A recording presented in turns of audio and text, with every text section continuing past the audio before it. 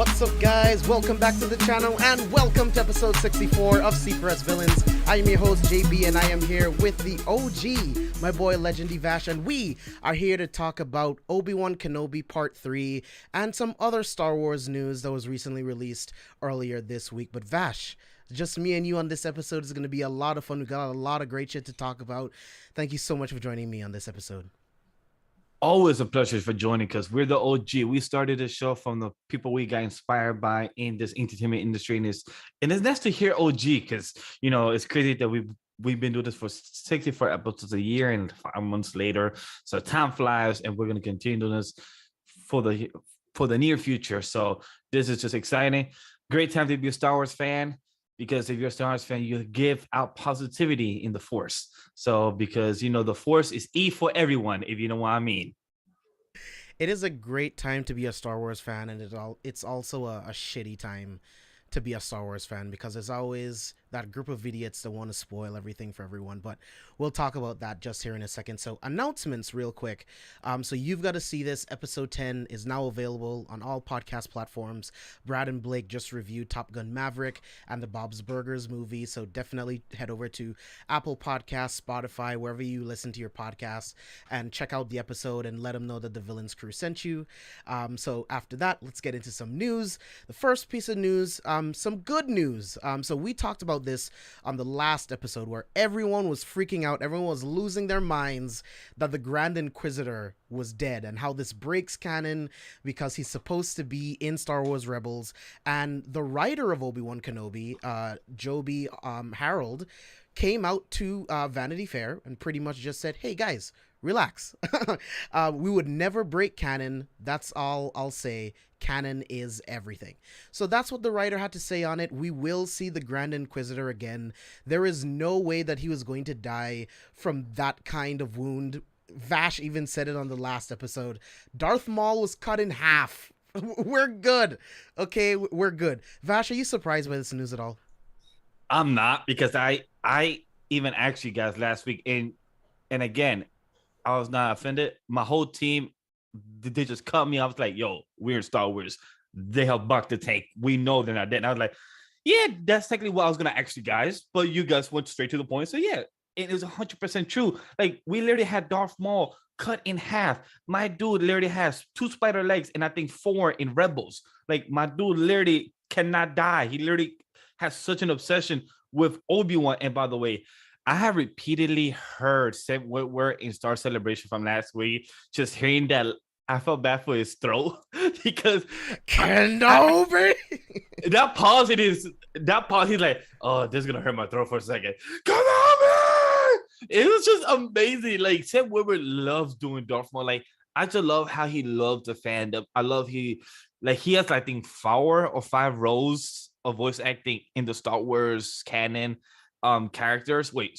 3 in the canon and 2 not in the canon no more. So, but overall, it's just amazing to know what he has done so far, and just him and everyone screaming. I rewatched the video again like 40-50 times, but when people online the timeline last week say, oh, he's dead, and for the writer to come and remind you he's not dead, the games are even canon. There's books and comics are canon. Everything of Star Wars that comes out is canon. It's not like Marvel that Agents of S.H.I.E.L.D. and stuff that came out are not canon, partially, whatever. But Star Wars, whatever they put out, game, book, novels, is canon. So they will not be messing up their own type of timeline. They know in Rebels, this guy, the Grand Inquisitor, is part, and he go back to the to the neutral side and stuff like that. But there's a whole story. They're not gonna kill him off. Unless boy has a whole twin brother that we don't know about, have the same name, it looks like him and everything. But who knows?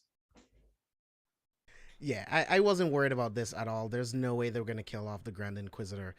Like we've already talked about, we've seen people survive much worse injuries. And we know lightsabers pretty much cauterize the wound as soon as it hits you. So we'll see him again. We probably might see him in the finale. I think the finale of Obi-Wan is going to be insane. I think that Obi-Wan is finally going to see Qui-Gon. I think Vader is going to talk to the Emperor, even if it's just through like one of those like hologram communications. And I also think that we will see the return of the Grand Inquisitor for sure. My hope is that he does talk to Palpatine because I want to hear Sam Witwer's face again. Hear his Well, I voice. mean, they would use Ian McDermott. Yeah, that is true. They could use him because Yeah, because now Rebels this time. That is true. Ah, both are great. I don't mind then. yeah. And I mean, they could do either one because if it's just like a hologram message, they could just use Sam Witwer if Yeah, Ian that is true. McDermott So yeah, wasn't available. you're scheduling and everything because Yeah, technically that's what they did during What If. Some actors were available, some yeah. actors they didn't want to contact. So it depends on where Lucasfilm/Disney wants to put their money. Pay somewhere just for his voice, or get the actual actor and come here and do the voice. It depends where the budget is for to do this exact thing. So overall, um, it makes sense. Well, why the writer had to come out because the whole timeline, Twitter, people say, "Why is he dead? You mess up canon," and there were people and outlets actually wrote articles that did Disney fuck up retcon this? Like, no, yeah, are over proportionate for a reason. Yeah, cannot wait a week or wait a couple episodes before you write those articles. Like, I get it, clickbait and all, but come on, Yeah, just wait. clickbait. Have patience. Have patience. Come on. But like James said, it's clickbait. It's a time of era of digital marketing. Clickbait helps you get clicked to see other websites, see other articles. So I get it, respectable. Overall, I'm glad the writer came out to the point, said we will not mess up the canon of the story of Rebels and everything going on. So I'm happy. That's it. Nobody can complain, which that would never happen, but still. And that's the thing. There will always be people complaining. The people that read these articles, they want things to be wrong with Star Wars so that they can complain about it. They just want to complain about shit. So let's get into the toxic Star Wars fandom. So we're going to talk about how toxic that side of the fandom is in general. And then we're going to get into the very racist and ridiculous remarks towards Moses Ingram in Obi-Wan Kenobi, which is absolutely fucking ridiculous and disrespectful. So, throughout Star Wars, there's a part of the fandom that is constantly against people of color being in Star Wars. And I think it's absolutely ridiculous. Everyone loves Darth Vader. Guess what? He's voiced by a black guy. You don't have a Thank you. problem with that, do you? And then we get into the sequel trilogy, and then there's all this hate for Kelly Marie Tran. There's all this hate for John Boyega. There's all this hate for Daisy Ridley, just for being the female lead of Star Wars. So it's like you didn't have a problem with it with Leia. So it's like, what the fuck? It's so annoying. What I don't get is that so we could have aliens, tentacles, people that speaks a whole different language, people that we don't even understand or have any subtitles, but we cannot have black or Asian people in the far, far galaxy far away. Like it literally says that any alien species, any races could be there. So it's like any other people of color, anybody could be there. So if the Force, like nobody had a problem with Mace Windu being black. Guess who is played by? Samuel Jackson. Nobody batted an eye in the prequels. Everyone said, "Hey, I love Samuel Jackson. Yeah, let's have him." And everything. So I'm like, cool. And by the way, people should go check out the Star Wars celebration of our boy Samuel Jackson. He would love to come back. I'll vote yes too because I want to see more purple lightsaber too. But that's a whole different topic. But overall, we have black people and nobody complains and bats an eye for certain characters. But when it comes to people not liking if it's a woman and everything, look, what sucks is that this fandom will any fandom will be toxic no matter what anime, books, movies, pop culture, any. Let's just put that out there. But the thing is, what sucks is that with Star Wars is such a old type of legacy that's been there for a lot of generations for the past almost a good 40 to 60 years. For that being the case, what it is that it holds a lot of weight and a lot of impact in pop culture. Two, with this toxic fandom, is such a small type of minority. But what sucks is that they're so loud that they actually make themselves look big, but they're not. There is a lot of positivity fandom in the Star Wars community, but as you see in Star Celebration, a lot of people scream, a lot of people has love, a lot of people has passion over there. Maybe over there, there's some people that hate there and just want to cause problems. But in the online community, that they're so loud and it shows they're so big, and that's what sucks. At the end of the day, we just have to continue pushing forward and just continue showing the positivity, love. That's why we have these shows. That's why we have Christian Hard Love shows, like other people that show positivity in the fandom and just show good heart of the Star Wars or any shows that you watch or any type of medium. At the end of the day, it's going to be there, but you just got to continue pushing forward, because as long as the characters are written good, and you don't just judge it because it's a woman, you don't judge it because of the skin of color, you just see the character. If you don't like, for example, Reva, okay, girl's too passionate, you don't like her character, cool, that's fine, but don't say that you don't like the person that's the actress playing it because she's black or she's a woman. No, just say, hey, I don't like what the actors or writers are doing because I feel like she's too passionate on screen. That's fine, because that's your opinion on what you're watching. But don't judge because of the person of the actress is black and her braids or anything like that. Now you are being racist. You're getting too much on the nose there. That's just my 2 cents or thoughts of it. Yeah, man. I mean, you said it all. Like, especially the part where it's just like, if you don't like her performance, if you don't like her acting, that's fine. Like, there's nothing wrong with that. We can have a conversation where it's like, I disagree. I think she's good. Tell me why you don't like her performance. Tell me why, and then we can have a conversation about it. That's perfectly fine. There's nothing wrong with that. But the thing is, before the show even started, people already hated her simply because she was black. And then they were going to use literally anything that they see in any of the episodes. See, I told you, this is why we don't need more black people in Star Wars.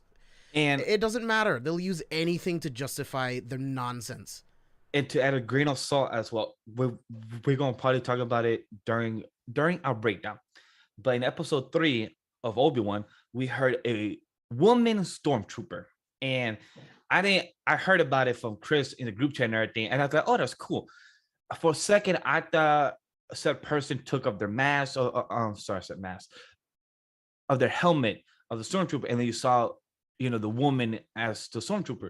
But no, all you heard was the fucking voice, and people was throwing arms on the timeline. I saw say, wait, there's a woman stormtrooper. Like, maybe girl need a job, provide for the family, for the empire. You make money. There's our boy Frank or whatever his name was. He literally was working because he just needed some money. He believed in the empire. He believed in the Freck organization, or Freck, or Freck, whatever. I'm close there, but like, people got mad about woman stormtrooper. Like, really? Yeah, can I have a bit of diversity in stormtroopers even? And they're all white? What? Dude, someone wrote a tweet. There's like, we have a female stormtrooper. I sent this tweet in the group chat. All stormtroopers are Jango Fett clones. I'm like, what? No, the clones were disbanded. The clones after that's different. Order 66, and the stormtroopers are a bunch of different people that were stolen from their families and trained up in the Empire to be stormtroopers. So again, these people will find anything to justify their racist nonsense. And plus, it says it in the words that you just said, James. Stormtroopers, clones from Jango Fett, stormtroopers, random people around the galaxy that get hired for a job. That's literally you getting signed up to the army. Anybody could be there. But guess what? Everyone wears a helmet. So you don't even know if they're black, Asian, white. You don't even know. You just know it could be male or female.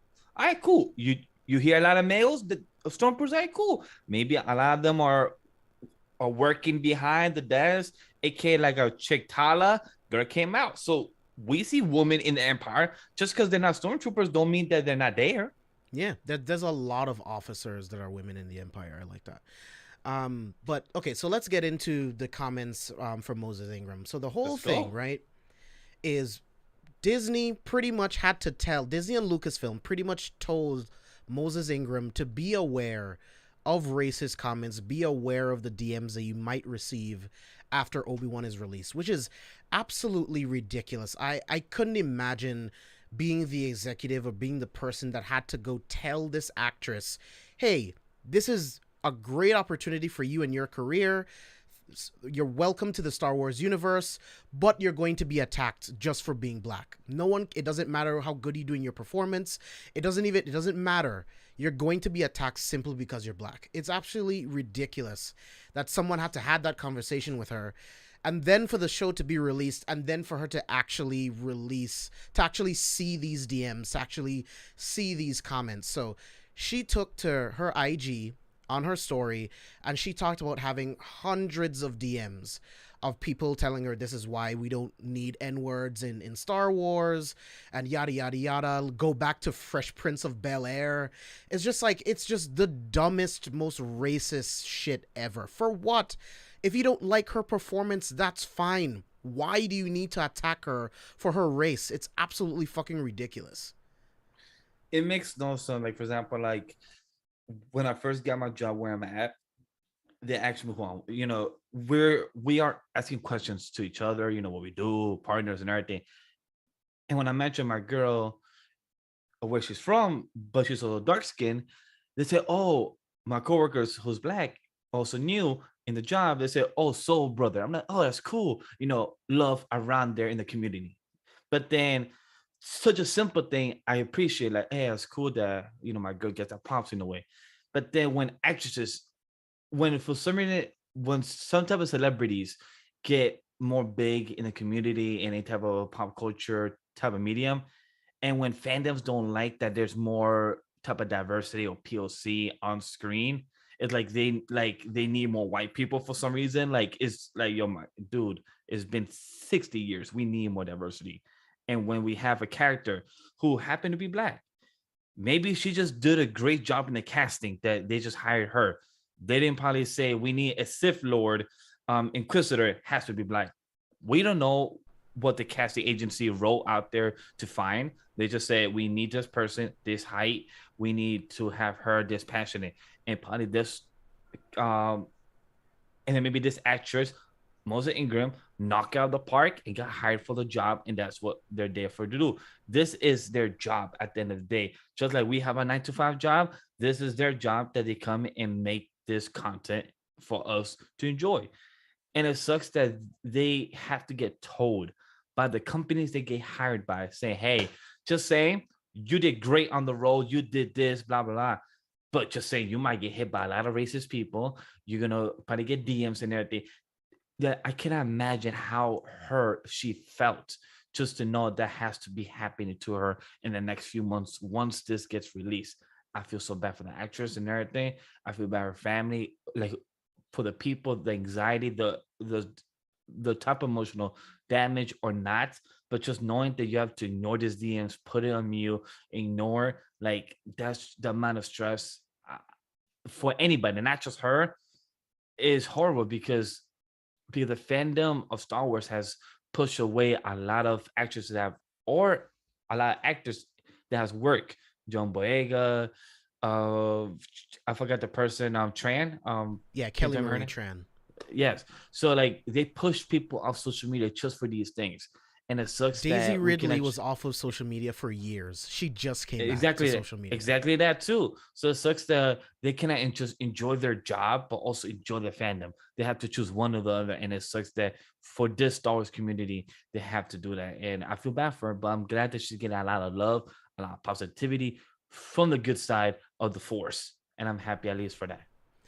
And again, like, I get it if you don't like the character's performance, you don't like the way that it was written, because if I'm being honest, I don't really care about any of the characters in the sequel trilogy. Besides Kylo Ren, I don't really care about any of them. I think Finn is written the worst. Thank you.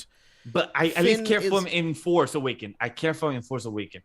I guess, but as a whole, as a trilogy, as a whole, he's a useless nothing character. I think Kelly Marie Tran was wasted, and because there was so much hate, the studio did the wrong thing by removing her. Well, I don't want to say removing, like I know what they did, but she was not in Rise of Skywalker as much as she was in like The Last Jedi, for instance. So that just seems like one of the things that the studio just did because people were complaining about it, right? I think Rey is a fine character, but there's nothing about Rey that moves the needle for me. You know what I mean? So it's like, I get having these criticisms, but none of them have anything with Kelly Marie Tran and Daisy Ridley being women. Nothing has to do with John Boyega being black. It's just, I don't care for the way that they were written, and that's okay.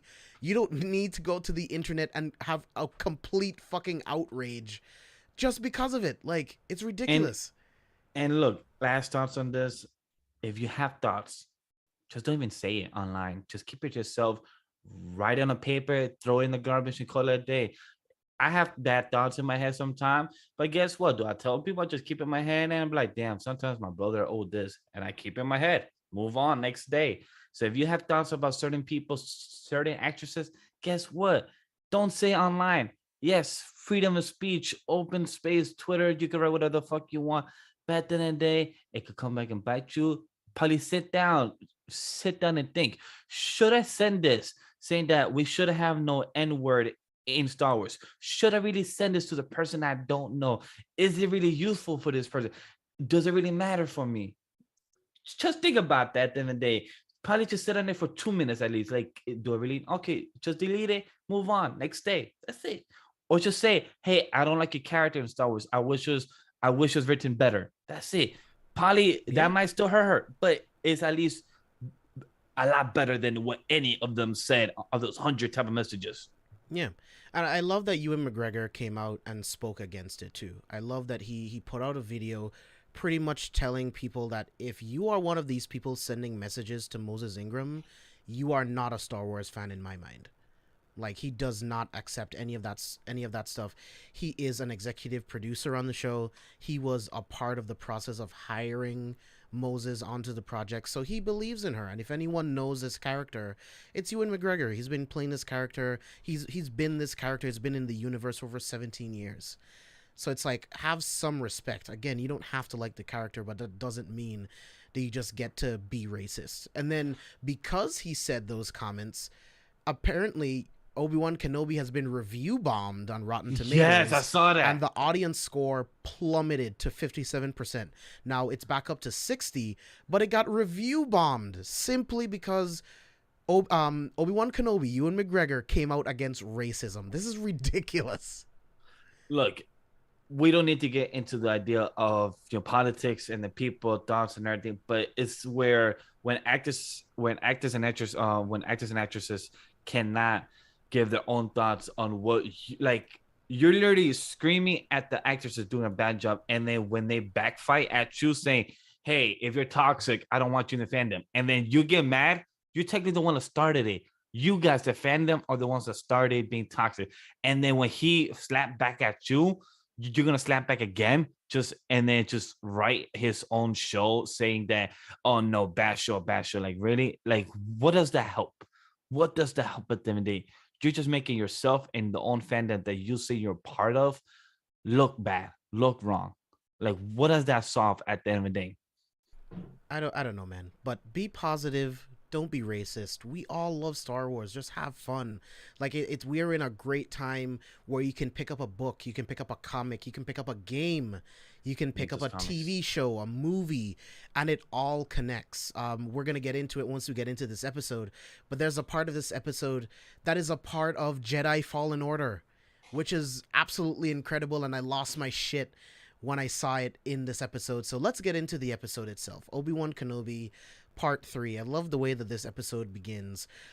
We see Obi-Wan Kenobi on the transport ship with Leia, and he's calling out to Qui-Gon like he's been doing in every single episode. But all he hears in his mind is Reva saying to him, Anakin is still alive. Listening to Qui-Gon's voice, you must train the boy. Listening to Anakin's voice, if you're not with me, then you're my enemy. Just trying to focus, trying to calm his mind, but the only thing he can hear are what he conceives as like failures, right? And then at that same time, we get to see Darth Vader himself fully suiting up for the first time. We've never actually seen this, where we've seen Vader be put together, every piece of his armor, his arms, his legs, everything being put together while Obi-Wan is meditating. So I love that this show is constantly showing the parallels between the light and the dark, the parallels between these brothers. So this was a great opening to this episode. What are your thoughts on it, Vash? The opening shot is amazing. Like the and also me, big guy in production. I love how Obi-Wan background was nicely background light blue, and then back to Vader was all red and black. So it shows like what James just brought up, the light and the dark of the Force. Both the brothers, the both of them, and they cut back to each other, showing the light and the dark. I just love that shot. Beautifully thought out. But the scene, just seeing Darth Vader coming out, boy was just walking, and I was like, oh yes, walk those 800 pound of weight on you. How does that feel, my guy? Because this is one, yo, I don't want to jump, but this the scene of just Darth Vader walking and just hunting Obi-Wan, it reminded me so much of a horror film, of how the horror bad guy always takes his sweet ass time. He's the most slowest motherfucker out there, but the good guy is literally running, looking for places to go and hide, and somehow the bad guy comes like 5 steps away from you still. I'm like, how do you catch someone to do this running? But the bad guy's been slowly walking the whole time. And that's what I love about Darth Vader. My dude literally took his time. Yes, he has 800 pounds of prosthetics and armor and weight on him, but just reminded me of the horror feel. And that's the point and suggestive for those scenes. But it just went so well, knowing this dude literally just took his time, and he was playing with his bait. And that's what I love about it. And we're gonna dissect that whole scene much later in the show, but just seeing that scene in the beginning and then seeing that scene at the end, it just clicks so well why he has such a slow process with his armor coming together.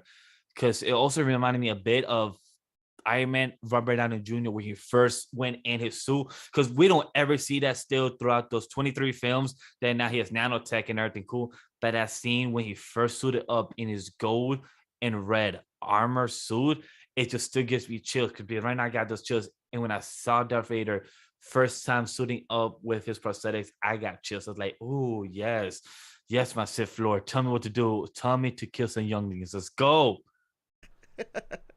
I have the exact same feeling. It was so cool to watch him suit up, to watch Darth Vader literally be put together. And much like at the end of episode 3, you can hear when the mask seals together, and then the first time he breathes for the first time and then walks down. And I just love that we get to see what's it called? Fortress Vader. It just looks so sick. I love the design of it. We cut to him talking to Third Sister. I love this scene where he's telling Third Sister, I know what you want. You want to be Grand Inquisitor, so find Obi-Wan Kenobi for me, and I will make it happen for you.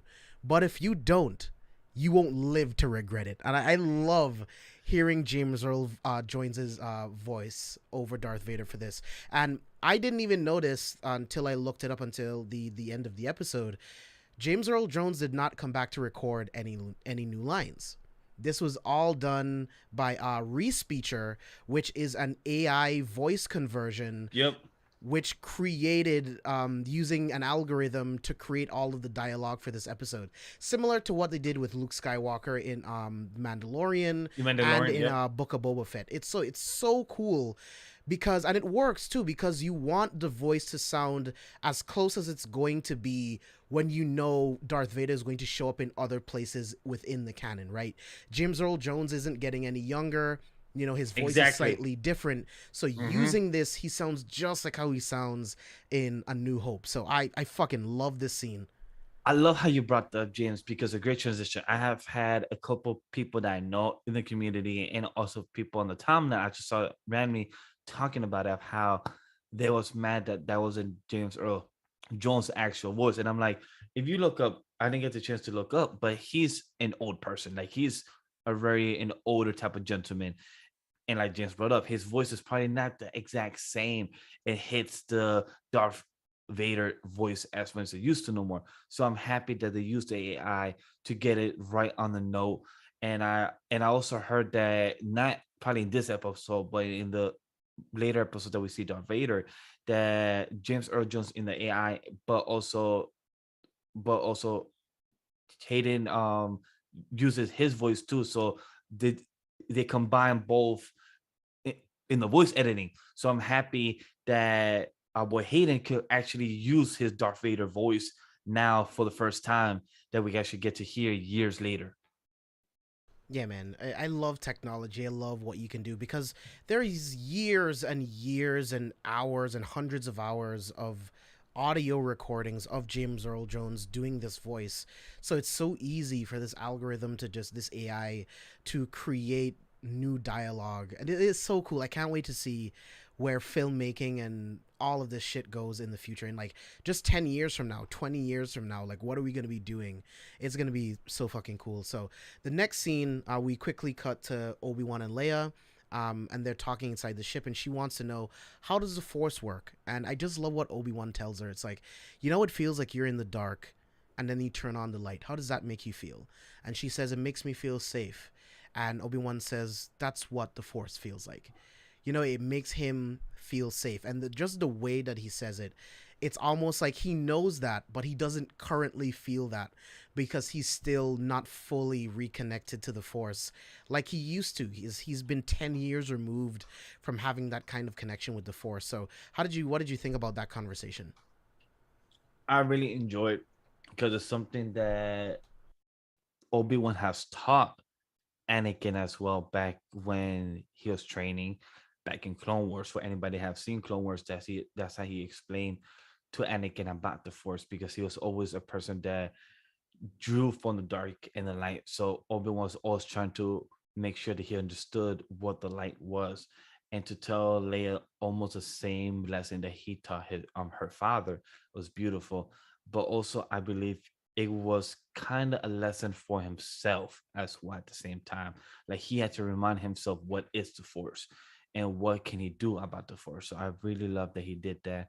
Was more for her like a lesson, and for himself a nice reminder of what it is that he could trust it.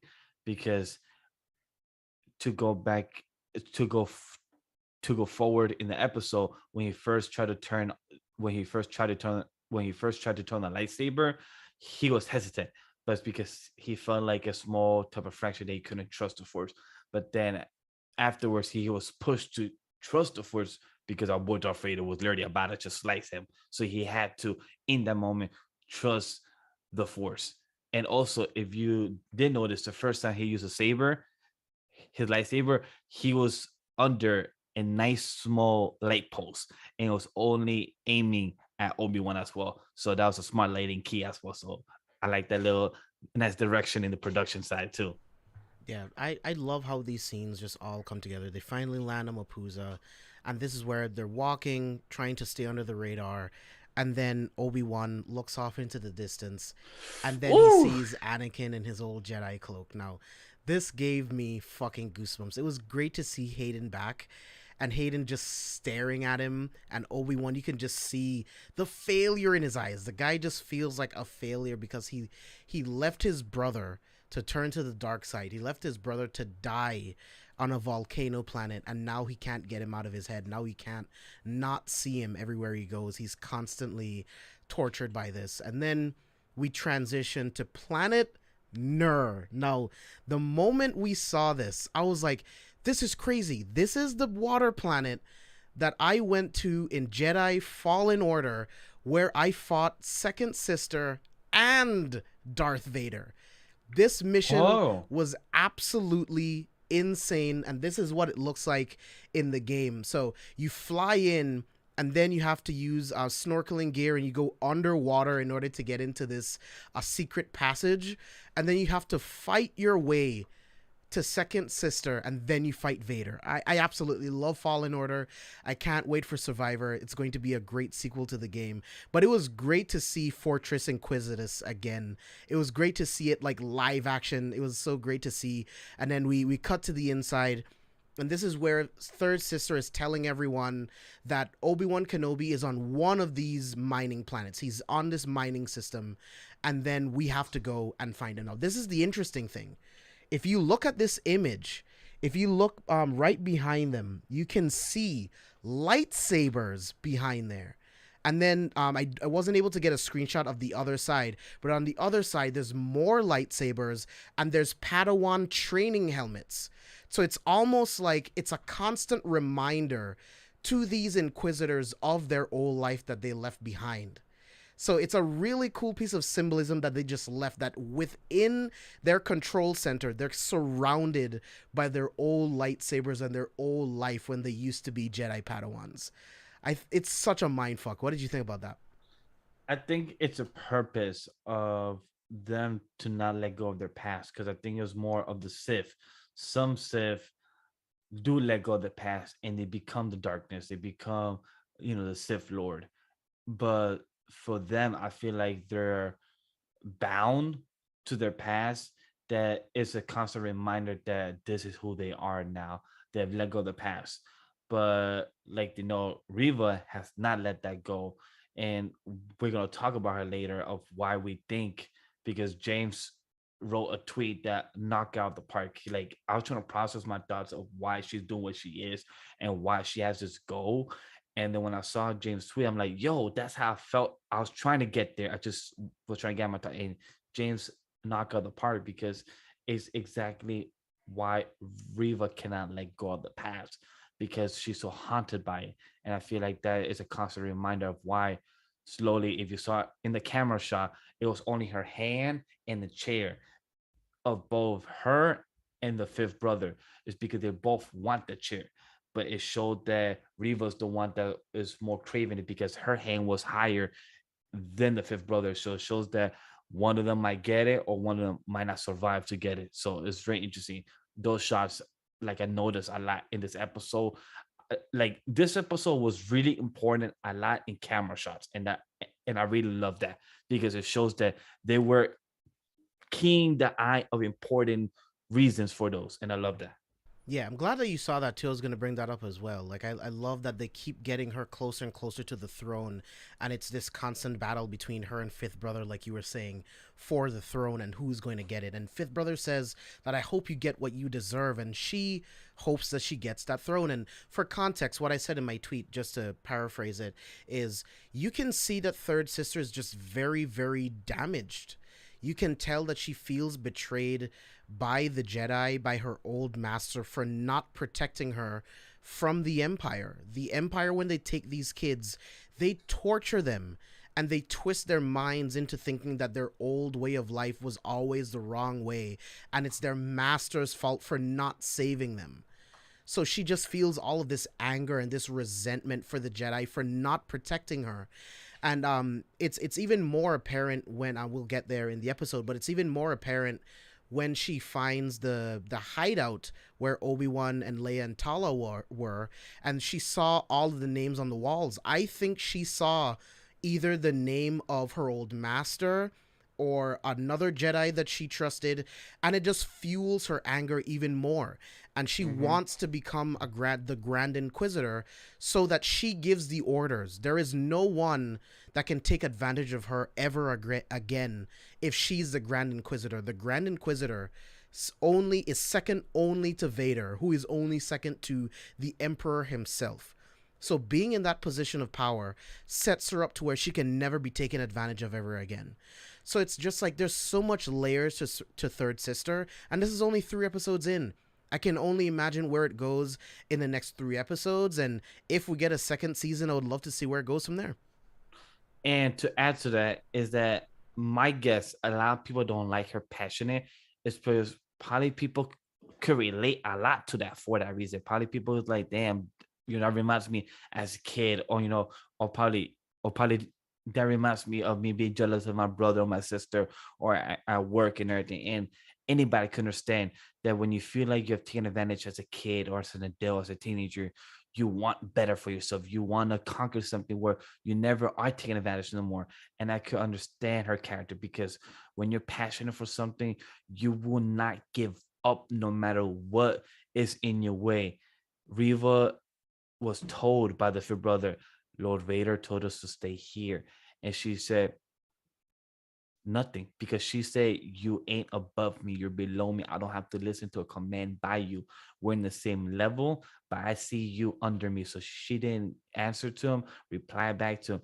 She went do her own way. She did her own scouting, she observed, and she did what she did. And like James said, she saw certain names of Jedi. It could be a master, it could be an acquaintance, or it could be somebody in the same temple. And she felt offended, like, wait, so you escaped, but you couldn't help other younglings around. She felt hurt by that. And for anybody that has been betrayed from friends, from old, from old mentors, or anybody that's left without telling why, you will understand why Riva feel. Because I've been betrayed. I've been left by people without knowing why. So I can understand her passion and her hatred, knowing where she stands. So her character makes sense. The fifth brother makes sense because he's a person by the books. He's a person that goes by the rules because he's a person that say, hey, I will speak to Lord Vader. Wait, you spoke to Lord Vader? That's not how it should go. And when in that same scene where fifth brother and third sister were talking about who was gonna get the chair, he brought up, hey, you don't need to talk to Lord Vader. I did that already. Because he's trying to show dominance. And also he feels like, wait, why are you speaking to him? I'm the one that next in line. Because he also said it himself. I'm the one that deserved this next. Because after him, I'm the one next in line. Because I go by the book. I go by Lord Vader. So it's a each of them have their own perspective and each of them have their own by the books. One of them has been betrayed, has had a dark past. The other one has done everything by the book and feels like he deserved this as well. So I love that nice balance. Are we gonna see something by the fourth sister? Wait, is that the fourth sister? I forgot her Yeah, name. fourth sister. Yeah, Yeah, fourth sister. Are we gonna get something from her that looks yeah, like she's Left kind of Eye? just there, you know. Yeah, so I question that because in the past two episodes, we haven't heard any lines from her. This episode, I think she said 3 or 4 lines. So maybe slowly we're gonna see her coming out left field, be like, guess what, bitches? I also want to see too. You'd be like, what? You came out of nowhere. So who knows? But I love the balance of both the third sister and fifth brother because they both are hungry, but each of them have their own reason, and I like that very much. Yeah, I mean, they they have Stockholm, man. They have Stockholm syndrome. They all want approval from their captors, right? It's really sad to see. Like these people, these kids were already taken from their families to be trained by the Jedi. And then they had to watch all of their friends, all of the Jedi be murdered in front of them, and then to be tortured by the Empire and then turned into inquisitors to then find and kill their own kind. It's all, they're all mentally fucked up. Like the Inquisitor program is absolutely ridiculous. But we're seeing some great dynamics and some great characters in the show, and I love the way that it's going. I don't really get the people that have all of this hate towards Obi-Wan. Like I think we've already been given a lot just in 3 episodes, and there's 3 more to go. So we get back to Mapuza, we get back to Obi-Wan and Leia walking on this path, and this is where we meet Freck. So Freck is the worst kind of being. Freck, I can't stand people like Freck. This is the kind of people that will see the Empire come in, steal everything that they have, murder people, take their homes, take their livelihood, and it's like, oh yeah, it's just order. We just need to follow the Empire, be good little sheep, and everything will be fine. I can't stand people like this.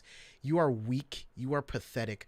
The Empire they're robbing people of their homes, their livelihoods, and you think you should follow them because there's nothing wrong with order.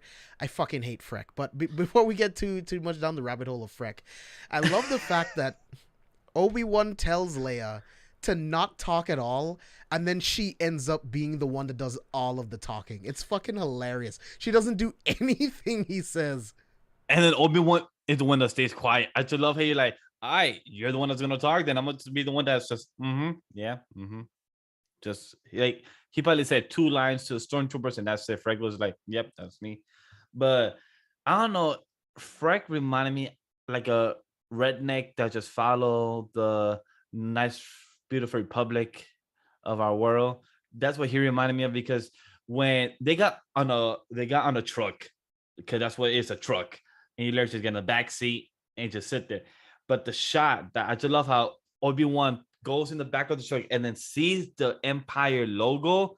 It just reminded me of like of a flag of certain things. And I'm like, I just love that because he felt uncomfortable being in that truck, knowing that's part of the Empire, knowing that he's not supposed to be on it because it's not what he believed and it's what they were fighting against. So I love that. And then I love the shot of the camera when the stormtrooper were also on the ride with Freck as well, because Obi-Wan was trying to avoid, eye contact, but also the shot all the time when they were staring at the stormtrooper was it was over the shot of his shoulder, showing that he's trying to not look away. He's trying to just cut to the chase, and he was uncomfortable there the whole time because technically he is in the enemy, enemy hideout, I guess the word. Yeah. Yeah, Or enemy territory, because the that's the Empire word. Yes, thank you. runs the whole Yes. planet. So But Freck is a bitch though. yeah, I don't like him. He's the worst kind of person. Like they're on no. I fucking hate him. But this is one of my favorite scenes in the entire episode, though. Like this moment between Obi-Wan and Leia, like they're having that conversation where the Oh stormtroopers are yes. pretty much interrogating them, like, what are you doing here? And Leia comes up with the story, is like, we came here because father wanted me to see the place where he met my mother.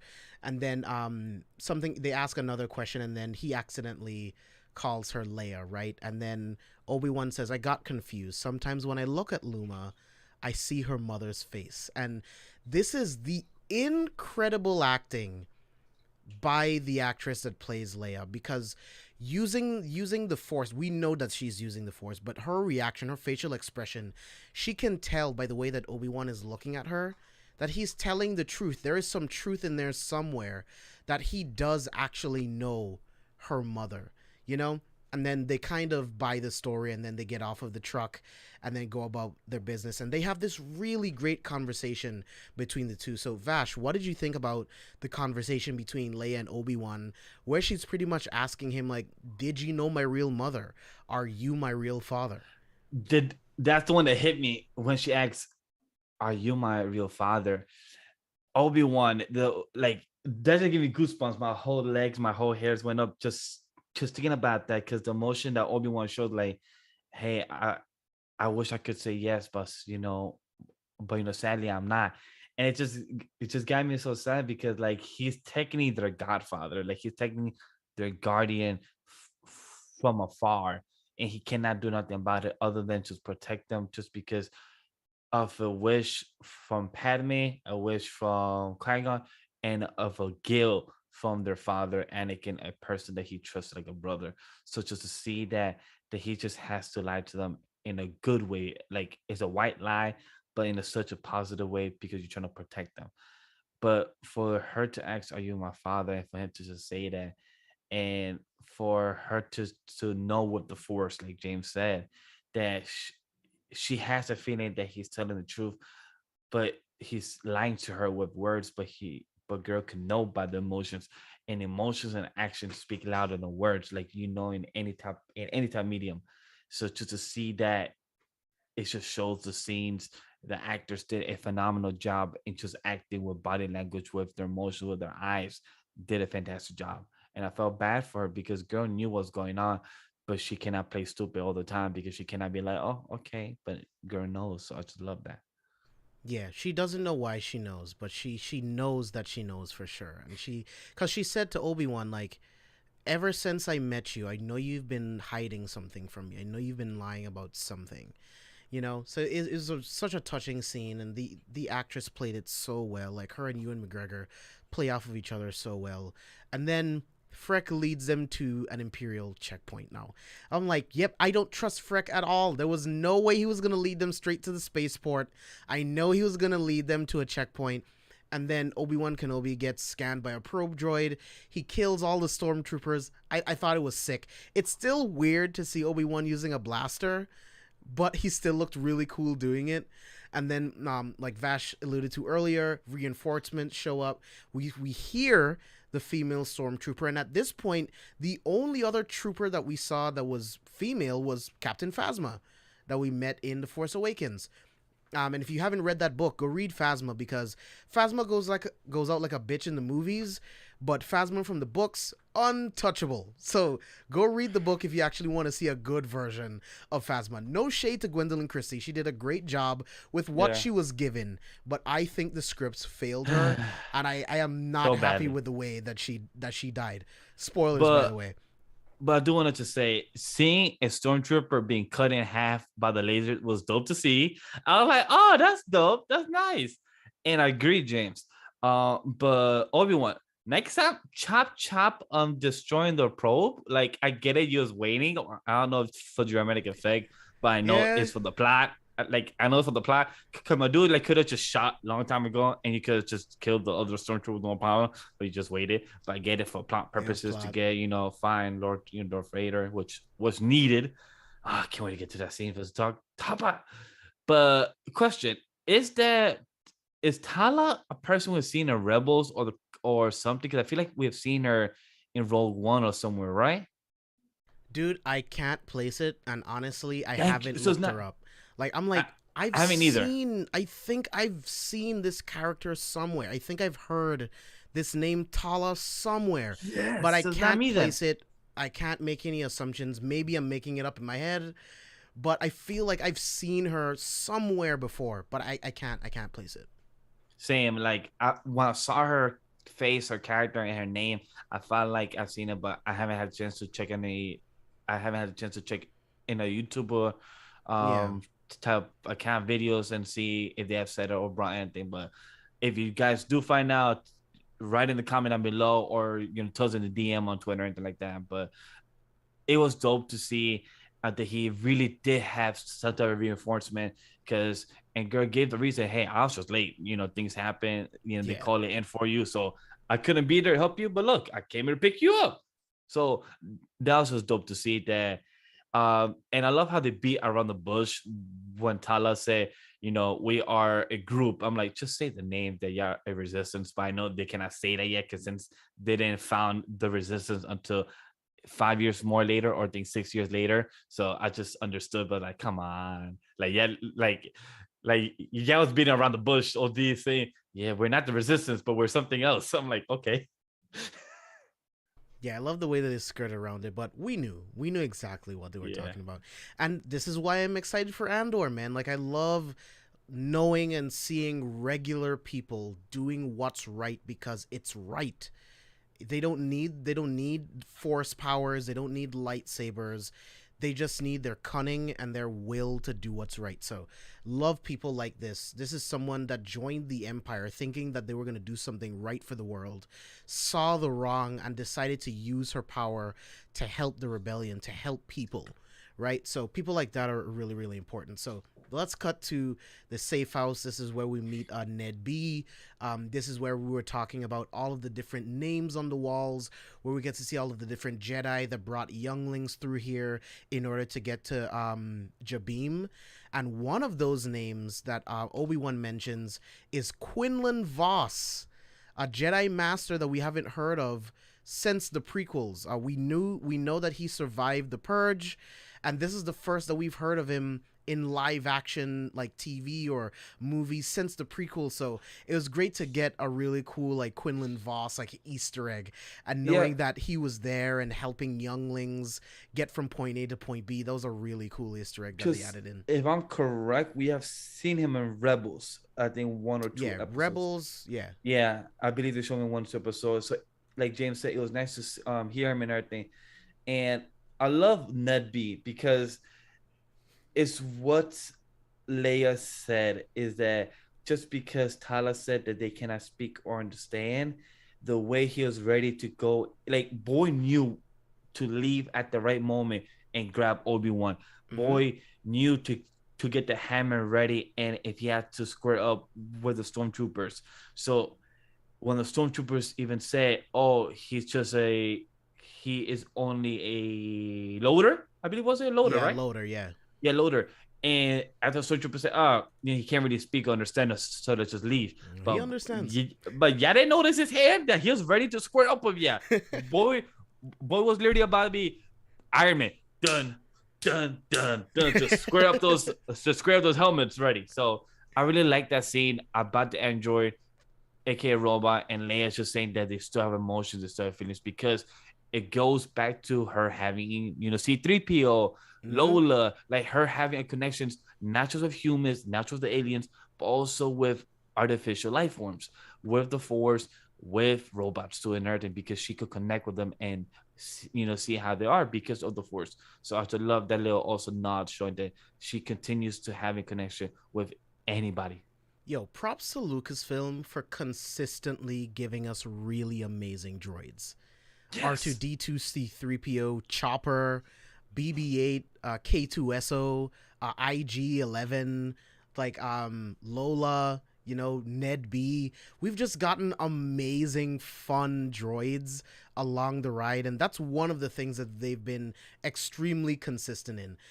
So moving on, so they're about to go through the path, and then Obi-Wan feels Vader. The moment you can see the dread on his face, I was like, oh shit, Vader's close. He's so close. And he looks outside the window and he sees Vader. He sees the Inquisitors. And you can just see, much like how Third Sister has been doing since the first episode, Obi-Wan is hurting, Vader is hurting people trying to get Obi-Wan's connection, trying to get his attention, sorry. So he grabs this one guy, force chokes him. This other guy runs out into the open, he snaps his neck, and then he force chokes this woman and drags her through the street, trying to get Obi-Wan's attention, and it works, right? He sees where Obi-Wan goes and he follows him. And this is where Vash was talking about, where Obi-Wan was walking through the darkness, lights his lightsaber to have light within the darkness. And this is where he meets up with Vader.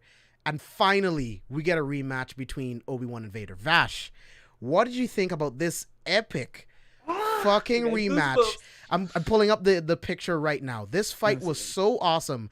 Watching Obi-Wan having to struggle with both hands, and Vader is only using one arm, and he's like, the years have not been kind. Yo, my God, just hearing that from him, I just got goosebumps again. Damn, I've got goosebumps this whole episode just talking about it again. But it just shows the sensation. Like, a lot of people are saying, like, why didn't they play the Imperial March in this? I'm like, we could wait. There's 3 more episodes next. Like, there's no need to always have that such iconic score. That wouldn't work for such an intimate fight. Like, it wouldn't exactly match at all. But before I talk about the Obi-Wan and Darth, just knowing he literally did that on purpose to take down the father and the son coming to come. He literally said, the Force is E for everyone, my boy. You coming out, do nothing. Shoot, head, neck, snap, boom. Grandma too, you follow us too. Like, just he didn't give a F, and that's what I love. Like, I haven't seen Rogue One yet still, so I don't know about the iconic Vader scene, what happens there. I still don't know what about it. I just know that he is ruthless. But just to see, this is my first live action scene of ruthless Vader. I've read the 2019 comic of Darth Vader. I read the 2016 or 2014 the other comic of his. So I want to reread them just because of this episode. I read them years ago, but I want to reread them because just to see this live action of Darth Vader not giving an F and just being so connected to the Force. Like, he was literally walking around knowing where Obi-Wan is, but Obi-Wan, his hesitation, his fear, like, just boy was having anxiety of how much he has felt the Force, the strongness, the heaviness from Lord Vader. And like, he knew he had to do something. Like, holy fuck, damn, he's here. What do I do? He escaped the quickness of Lord Vader, knowing that he was there. Like, I just saw him, and just headache. And then, like James said, he lit up the saber. Boy was given the hands, like, sorry, not hands with an S, a hand only, just going on Obi-Wan. He just kept arming on him. He's like, I ain't giving you room to breathe. And then Obi-Wan kept running and running. And somehow Lord Vader was just walking those slow motherfucking snails or turtle out there in whatever they were, like in some type of line of some type of electrical line. And he was just there. But Obi-Wan couldn't do nothing. You know what's really cool about that? It's Vader reading Obi-Wan's movements. He can use the Force to tell which direction he's going to go. So he beats Obi-Wan there before he can even get to it. Yes. And just to know that he's like, he was just steps ahead. And that line, like James brought up, the years have not been kind to you. And him even saying that you should have killed me when you had the chance. Like, Anakin has no hatred against Obi-Wan, but he wants to cause hatred towards him, pain of what he felt. Because when he was burning him, he said, oh, this is just the beginning. I was like, oh, Vader, you ruthless. He said that this is just the start of the torture. And people were mad saying that why did he have to ask the stormtroopers to grab him? It's like, boy, like, you know that he's the king. He can literally ask anybody to do his shit. What are pawns for if not Thank to you. do the dirty work? Is he going to carry Obi-Wan himself? Thank That's what you. pawns are for. Thank you. Yo, when I saw that tweet or comments on the online, like, he literally just gave the hands to Obi. What can he do? Nothing. Just ask your peasants to literally grab him up and literally take him back to his ship. That's what they're for. My boy Vader just gave the E for hands to Obi-Wan. Like, he literally got burned his whole right arm in the fire. What can he do? I love all of the exchanges between them. Like, Obi-Wan's like, what have you become? And Vader's like, I am what you made me. Thank you. That too. Like, Ooh. such great dialogue. And it's the years have made you weak. That's what Vader says. I'm sorry, I got it wrong. But yeah, it's like, it's such a great exchange between these two brothers, getting to see this rematch yet again. And I think we're definitely going to see them fight yet again. And Vash was already alluding to it. Vader literally drags this man through the fire and holds him in the fire and burns his arm so that he can feel. And Vader is like, now you will suffer, Obi-Wan. I just love this dude. Like, this is peak fucking Star Wars, dude. And I saw some people complaining, oh, the fight was mid. I thought, oh, Obi-Wan should have done a better job. It's been 10 fucking years. The Force in 10 years. And like, I don't know for those people are complaining, but if you have not been in the army or have gone through war, like, the Jedi is literally the cops. For people to understand, the Jedi are the cops around the galaxy. They are a general of army. They have clone troopers. They in Clone Wars, they literally are called the generals by the clone troopers. So there are literally army people that strategize to save other planets and have a business with them. So for Obi-Wan to have PTSD, not knowing how to wield the saber the first time when you saw him, he was literally about to wield it. He's like, nah, dub, I'm gonna go run again. I'm like, all right, cool. That makes sense for his character because he hasn't fought in 10 years. He's been cutting ham and running a llama in the sand. What the hell you expect him to do? He hasn't put up a rifle, aka his lightsaber. You expect him to just know how to, quick scope again, like, no problem. You expect him to just learn the Force again? No, it's not that quick. I don't understand people. Like, I get y'all want to be mad, but be mad for actual reasons. Don't just scream at a wall without actually having the actual tools to scream at it. Have your supporting details. You didn't go to school and was told to write a thesis essay. Literally say, all right, be mad, but why are you mad? Like, I'm sorry, but like, I guess it's a right, but I'm just getting mad at that shit when people just want to say something and say, why is Obi-Wan not fighting back? Like, my dude, he's literally fighting a guy who's the right-hand man of Palpatine, the Lord and Emperor Vader has of the never galaxy. been stronger. This is peak Vader, dude. This is peak Vader. What are you talking about? Sorry. Who? Sorry, I just get mad when people just say stupid shit about no reason. Like, it's just like, this is, like James said, peak Vader. He's a man, and also this is his previous master. So Vader's not even holding back as well, because he knows that if Obi-Wan was still up to par in his peak, maybe this would have been a good fight. But Vader right now is not holding back because he said, yo, you put me through the fire, I'm going to put you in the fire. Instead, I'm going to drag you to the fire. He literally force choked him and brought him to the fire. You know the amount of pettiness for you to drag a motherfucker to the fire? Yeah, man. He literally said, I'm going to choke you and drag you at the same time. I'm sorry, that's called petty. Like, here's where A would be like, that's petty God right there. That's petty Vader. He said, I'm gonna track you. No. Kendall, let's go, bro. Thanks for joining in. But yeah, man, this was absolutely embarrassing. Obi-Wan literally gets dragged by Vader. And I love the visual effects on his arm too. Like, his arm looks really burnt, really, really fucked up. So luckily for him, Tala, very luckily, Tala and Ned B, they show up. Tala is able to distract them she blows something else up that causes a much bigger fire. Ned B is able to grab his lightsaber, grab Obi-Wan, pull him to safety. And this whole time, Third Sister is searching the She's searching the safe house. She finds the hatch to the path, and instead of following it, I can only assume she went like around or Thank you. above. But she gets around, she kills everyone, and then she meets up with Leia. Now, this is great setup for episode 4 because now we don't know what's gonna happen to Leia. Obi-Wan's hurt. Tala and Ned B, they're with Obi-Wan. We don't know what's gonna happen. I literally, James, for the first time in with Mando and other stuff, I at least have some type of speculation of what could be next in next episode or next season.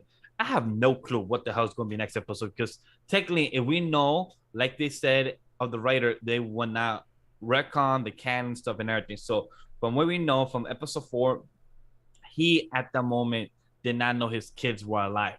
He did not know after all these years that his kids were still alive. So Vader, I don't think he will meet Leia or actually get to know about Leia.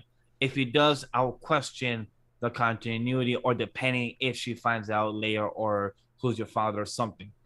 But I'm really curious to know what is the opportunity that's going to go with Reva and Leia, or is Leia going to use her force, understand her emotions, and maybe ask, Reva questions? So that'd be really curious to know. But I was going to ask you a question, James, real quick. How did you feel about the stormtroopers saying that they cannot get around the fire even though there's cliffs? Don't you think maybe they could have gone around the cliff, just take some time, go around it, or you didn't really give a fuck? Because me, I didn't give a fuck. But I know people on timeline said that why couldn't stormtroopers go around? Took longer, but they could have grabbed him. Me, at the end of the day, it worked for the plot. It worked because Ned B grabbed him and went out of the way. Me, I'm fine with you, James. It worked for me. I had no issues with it. They could go around technically, but they wouldn't make it in time. Ned B was already gone. Like, he already grabbed him. By the time they were able to get around the fire, they were gone already. So it's pointless to nitpick something so stupid. Like, they wouldn't have made it in time. Sure, you could argue that Vader could have used the Force to put out the fire.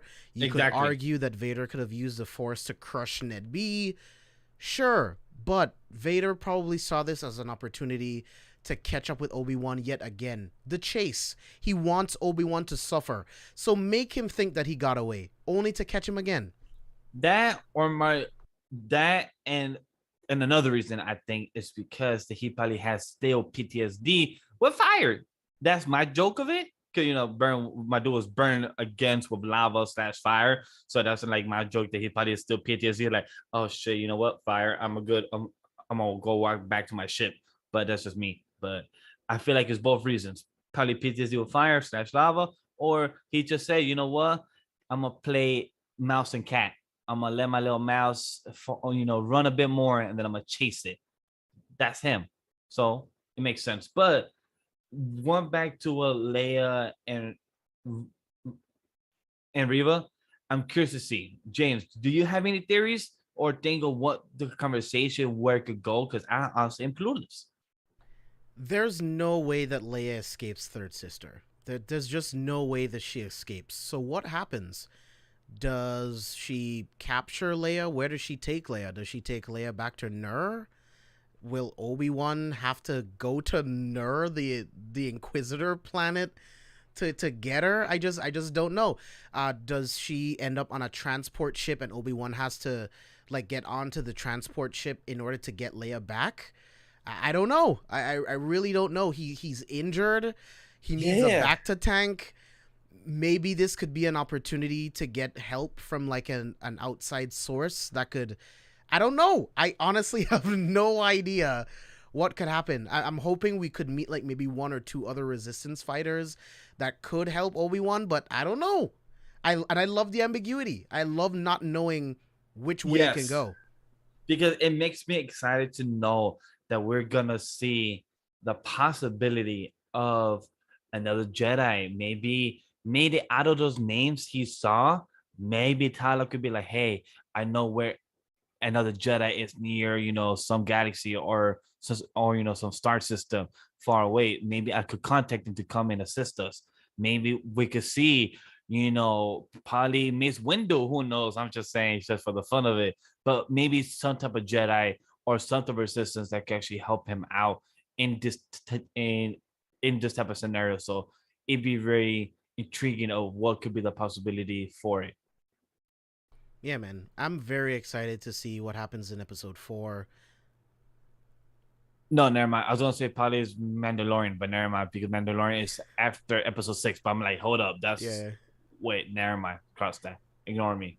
No, but I mean, if the timeline could line up, it would be awesome to see Obi-Wan and Mando fighting side by side. I think I would lose my shit. I think I would actually lose my shit if that happened. But I'm very curious to see where it goes. Episode 4 is looking to be very promising. And then what are we going to do in 5 and 6? 6 has to end with Leia being returned to Alderaan, and Obi-Wan goes back to being a hermit and looking after Luke. But, like, I am loving Obi-Wan Kenobi right now. With just these 3 episodes, it's already, I mean, you know, it's not saying much, but I like it a lot more than Book of Boba Fett. You know what I mean? I'm liking it just as much as I did when Mando started. And I love Mando. Mando's my favorite Star Wars thing, period. So Obi-Wan Kenobi is pretty high right now, and I'm loving it. Give me all the Obi-Wan Kenobi shit. And Ewan McGregor is acting his ass off in this series. And yeah, man, I can't wait to see where it goes. To add to that, episode 4 has a lot of mystery for what could be ahead. Episode 5 and 6, Chris did bring the rumor that is going around that Obi-Wan could get a season 2. How I feel about that, I'm up in the air. For Obi-Wan, honestly, season 2, if it's another 6 episodes or 3 episodes, sure. It just depends on what they plan to see. I'd better get a Darth Vader or some type of Sith show, because we're getting a lot of Jedis or a lot of Old Republic, a lot of stuff like that. I have no problem. But can we get some type of Sith, some dark side content? You know, maybe some Inquisitors content, maybe some Lord Vader, Palpatine content. Like, I would like more content of that. I don't mind if they do a spin-off of what we would like to see. But for episode 4, 5, and 6, I have a feeling, my gut feeling, I'm gonna just throw it out there in the universe. I'm gonna speak of this season. I feel like we're gonna see a surprise cameo that has not been yet out or leaked in the articles and news outlet. I have a feeling that there's gonna be a surprise cameo by some type of Jedi that we know or heard of that we're gonna see. Imagine if it's Kanan or something like that, like some character that we know from the Jedi names and helps out Obi-Wan, or maybe some type of bounty hunter. Who knows? So it'd be very intriguing. That I have a feeling, because there's no way Obi-Wan could literally help Leia with a firearm, like your right shoulder is already burned. Like, it's like, I'm trying to think. He's out of shape, not connected to the Force. He has a bad right arm. Literally, what can you do if Leia is captured right now by the Inquisitors? What can you do? No offense, but Ned B, you could probably survive for a couple of seconds. Tala, okay, you have an okay type of sharpshooter range, but I feel like you're kind of hesitant, so I cannot really tell much of your skills. So with right now with that type of trio, you cannot do much. So there has to be a third party. There has to be somebody to help you. There's no way. Like, James, you agree or have any idea of what you think? They have to get some help, right? I'm with you. There has to be some resistance fighter. There has to be some Force user, something there has to be someone that helps Obi-Wan. I just don't see, with his arm burnt to shit and being beat up by Vader, I don't see how he finds Leia and does it on his own. And again, I love the ambiguity. I love that I don't know where it's going to go. I love that I don't know who's going to show up.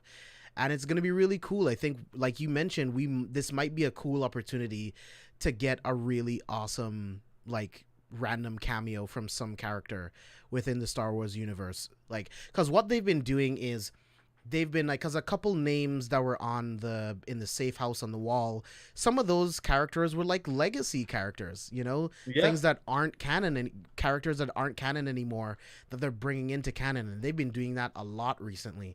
So it could be someone that's not, you know, that's in the legacy canon that they bring in to help Obi-Wan. Who knows? It could go so many different ways, and I'm beyond excited to find out, man. Like, is it Wednesday yet? Because I want Obi-Wan episode 4.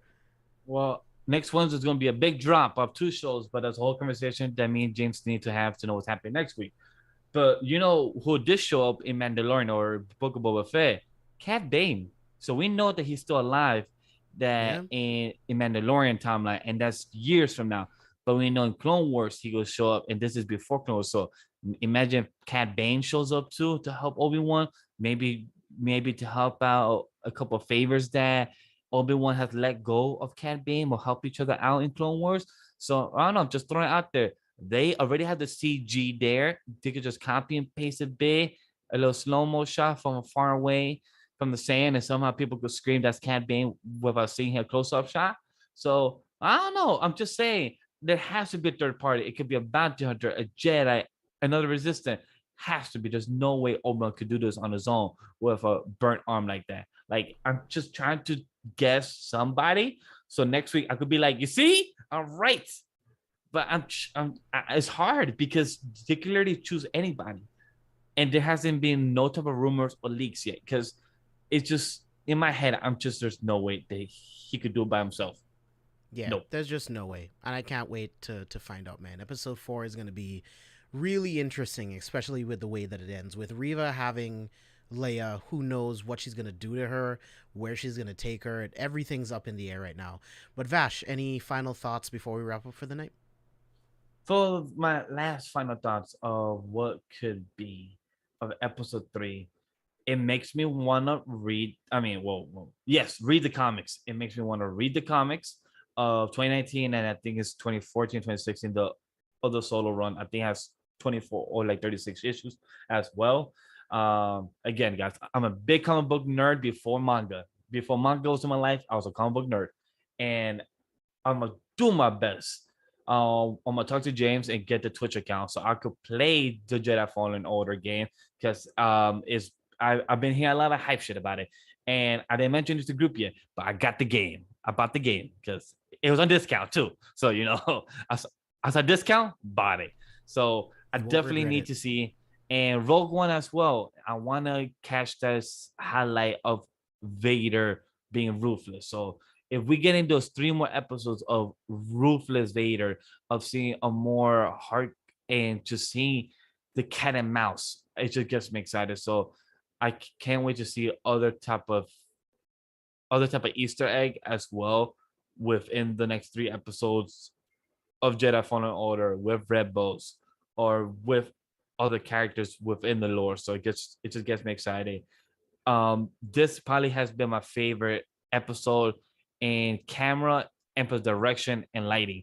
I don't know if that's important for a lot of people, but I know for myself and James and for people that care in the production side and how things are shot, I just want to point out that this was my favorite type of cinematography and direction and post director in this Obi-Wan past 3 episodes.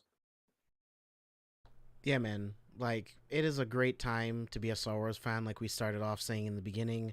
I'm in this unique opportunity here where I'm reading Darth Vader, Dark Lord of the Sith, which takes place right after the events of Revenge of the Sith, where Darth Vader literally has to go fight another Jedi in order to take his lightsaber in order to corrupt the Kyber crystal so that he can have a red saber. So reading that, catching up on his life right after Revenge of the Sith is really cool. We're watching Obi-Wan, which is 10 years from that moment. So watching him fighting Obi-Wan again. I'm playing Fallen Order again, which is just like a couple it's like 5 years before Obi-Wan, I believe, if I'm not no. I can't remember exactly where Fallen Order is taking place right now, but I'm playing Fallen Order. It's really cool to see the perspective from a completely different Jedi. It's also great to, like, again, read comics, the books. It's all connected. It's all Star Wars, and it's a great time to be a fan. Like, watching all of these different shows and movies interconnect. I still need to see The Bad Batch. I haven't seen The Bad Batch, and that takes place right after Revenge of the Sith as well. So I want to It's a check that good out. binge. It's a good binge of season 1. There's like 2 or 3 episodes slow, but overall it just built up the story. So I do say that. I was gonna ask you a question that just popped in my head. Do you think Leia could turn Reva with her understanding the hotel emotions and knowing with the Force, do you think Leia can actually switch her and understand like, hey, you gotta let go of the past, or do you think I'm just reaching? I don't think so because Leia doesn't even use the Force or know that she has it until Empire, until the end of Empire, which is like 10, 11, 12 years later. So I don't see that happening simply because from canon, we know that she doesn't even know that she has the Force until Empire. So I don't see that happening. Okay, Yeah, that's all I want but to ask. the who knows? Something else might happen to Reva. I have no idea what's gonna be the path of Which Reva I'm at the happy end of about. Obi-Wan, and yeah, I'm happy about that too. I have no idea where she's going to end up. I haven't read or seen anything about Third Sister in any other like medium in Star Wars, so I don't know what's gonna happen to her. I don't know what's going on, and I love it. I love not knowing because us being in this space, we always know. We read the comics, we read the books, we watch every episode of the TV shows, all the movies. So we're in the know and we watch the news too. So it's like it's good to not know anything that's It's going fun. on. Yeah, it's really fun. But guys, thank you so much for joining us on this episode. This was a fun, quick episode. We went through some Star Wars news, went through Obi-Wan Kenobi episode 3, and I hope you guys join us for episode 4 next week. We might do that one pre-recorded because we're also going to be doing a review from Miss Marvel, and I would like to do the Miss Marvel show live with you guys. So we might do Obi-Wan pre-recorded, and then we'll have 2 episodes of Villains for you guys next week. So stay tuned. Vash and I are going to talk behind the scenes and iron that out. But again, thank you everyone that showed up here in chat. Thanks for joining in the conversation. This was so much fun. Like Vash said, this was also my favorite episode of Obi-Wan Kenobi so far. Can't believe we're halfway through, only 3 more episodes to go, but I am very excited. I personally don't want a season 3, a season 2, sorry. I would prefer a Darth Vader show and then have Obi-Wan Kenobi show up once, maybe, or have references to Obi-Wan, but I really hope that it's a Darth Vader series and not, another series to Obi-Wan. By then, I think you're doing a little bit too much, but yeah, lots of fun to talk about. Star Wars is one of my favorite things in the world to talk about, and we're gonna have a lot of great shit coming for you guys in the future. So Vash, tell the people where they can find you online. You can find me in the dark side of Legendary Vash, everywhere else on Show and Rona this Sunday at 1 p.m. or 1:30 p.m. is when we usually go live, and we'll be covering at the moment 3 mangas. If you read One Piece, Undead Luck, and My Hero Academia, JJK and Kaju's on break. We might do some coverage of the new series dropping this Sunday. I think it's called Alien something or Sakamoto Days, but that is to be determined. We will let you guys know tomorrow evening once we have decided. And definitely check out this coming Wednesday on the Anime Podcast where we'll be reviewing The Vampire in the Garden from Netflix. It dropped last month, so it was produced by Wood Studio and I believe another studio as well. So definitely check that out. And next week Thursday evening and Friday, you'll be getting a double dose of the C4SVillains for the next 3 weeks. For 4, 5, and 6. Yes, for the next 3 weeks. So you'll be getting a nice type of double dosage of the C4SVillains podcast. So definitely stay tuned. I appreciate you guys also for watching and enjoy the short show. A little nice, solid 90-minute episode we could just binge and just listen to a podcast network by liking, supporting, and subscribing, commenting as well. That we're 5-star rating as well. James, take it away. Yes, sir. You guys can follow me all over social media at JB Exclusive. Follow me on Twitter. I'm constantly talking about movies, sharing some of my favorite shots from movies, my favorite comic book panels, manga, anime. I talk about it all on my Twitter. But if you want to find everything we do at the Careful for Spoilers media group, head over to carefulforspoilers.com. You'll find links to all of the podcasts on the network. Like I mentioned in the beginning, You've Got to See This. Episode 10 is available right now, where they reviewed Top Gun Maverick and the Bob's Burgers movie. Check out the Careful for Spoilers main podcast feed. Check out our review of the prequel trilogy, the original trilogy, and the sequel trilogy. It's all there on the feed there that you can check it out. Find links to the merch store, Patreon. It's all on the website, so make sure you go ahead and check it out over there. And like Vash said, we got a lot of content coming for you guys over the next couple of weeks. We're going to be talking about Obi-Wan and Miss Marvel, and we're going to decide which one we're going to do live for you guys. And if you would prefer to have one live over the other, DM us, let us know. Comment under this video. Let us know what you guys want to see us do. We would love to do whichever one is your preference. So again, thank you all so much for joining us, guys, and we will see you guys on the next one.